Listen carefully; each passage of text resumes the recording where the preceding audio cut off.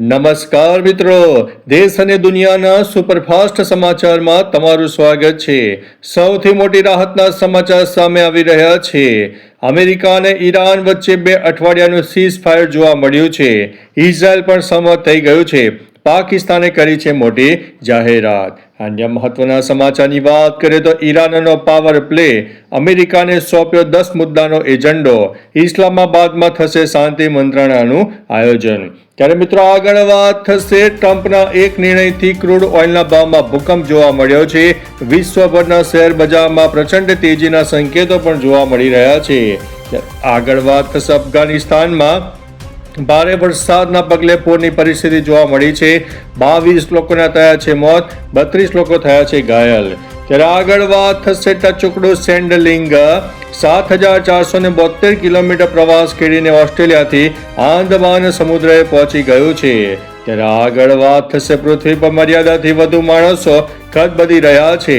2060 સુધીમાં ઉજ્જડ થઈ જવાનો ભય દેખાઈ રહ્યો છે।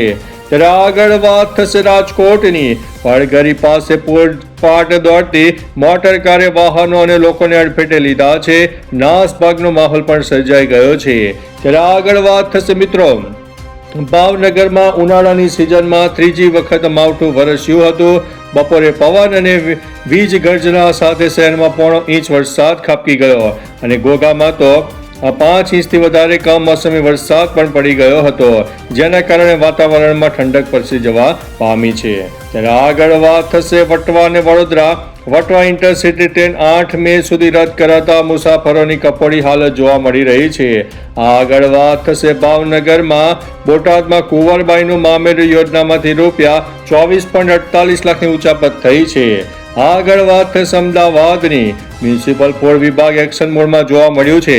અમદાવાદમાંથી 244 કિલોગ્રામ શંકાસ્પદ પનીરનો જથ્થો પણ સ્થગિત કરવામાં આવ્યો છે।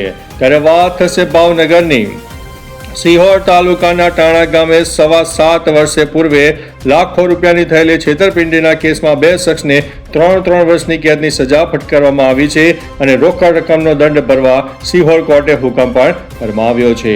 અન્ય મહત્વના સમાચારની વાત કરીએ તો ભાવનગરમાં છેલ્લા 3 મહિનાથી કઠોળ ખરીદીનું ટેન્ડર નહીં અપાતા પીએમ પોષણ યોજના અત્યારે સંકટમાં જોવા મળી રહી છે। ત્યારે આગળ વાત થશે ખેડા અને આણંદની એસપી યુનિવર્સિટીમાં લાફા કાંડ મુદ્દે વર્ગખંડના સીસીટીવી ફૂટેજ ડિલીટ કરાયા હોવાની ચર્ચાઓએ જોર પકડ્યું છે। ત્યારે વાત થશે પરમાણુ ઉર્જામાં ભારત હવે સ્વનિર્ભર જોવા મળી રહ્યું છે। નવા યુગનો પ્રારંભ પણ થઈ રહ્યો છે। આગળ વાત થશે મિત્રો આંધળો પ્રેમ, 26 વર્ષની સાડીને 55 વર્ષના બનેવી સાથે પ્રેમ થયો, ઘરેણા લઈને તેઓ રફુચક્કર થઈ ગયા છે। શાળાનું ઘર ઉજાડ્યું છે, પત્ની ઘરેણા લઈને બનેવી સાથે રફુચક્કર થઈ ગઈ છે। ત્યારે આગળ વાત થશે બંગાળ ચૂંટણી પહેલા 90 લાખ મતદારોના નામ હટાવાયા છે। ચૂંટણી પંચે જાહેર કર્યો છે મોટો ડેટા। ત્યારે વાત થશે મિત્રો વલસાડ પાલિકાના જર્જરિત શોપિંગ સેન્ટરમાં સ્લેબ ધરાશાયી થવાની ઘટના બની છે। વાહનોનો કચ્ચર ગાણ થતા વેપારીઓમાં ફફડાટ વ્યાપી ગયો છે। ત્યારે આગળ વાત થશે પરણિતાને પ્રેમજાળમાં ફસાવીને વિધર્મીઓએ ગુજાર્યું છે દુષ્કર્મ। પાલનપુરની આ ઘટના જાણીને તમે હચમચી જશો। પતિએ તર છોડી તો મિત્રએ ન છોડી બીમારીનો લાભ ઉઠાવ્યો હોવાની આશંકા છે।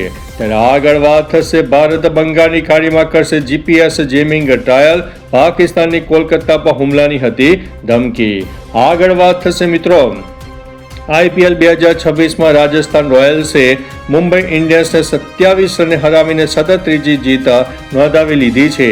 ગુવાહાટીમાં વરસાદને કારણે મેચ મોડી શરૂ થઈ હતી અને 11 ઓવરની કરી દેવામાં આવી હતી। ત્યારે મિત્રો આગળ વાત થશે રાંધણ ગેસના પુરવઠા પર સરકારનો મોટો નિર્ણય, 5 કિલોના સિલિન્ડરનો કોટા બમણો કરવામાં આવ્યો છે। આગળ વાત થશે ઈરાનમાં બ્રિજ અને પાવર પ્લાન્ટ બચાવવા લોકો રસ્તા ઉપર ઉતર્યા હતા। ઈરાનમાં અંદાજિત 10 મહત્વની રેલ લાઇનો અને પુલો પર હુમલા કરવામાં આવ્યા છે।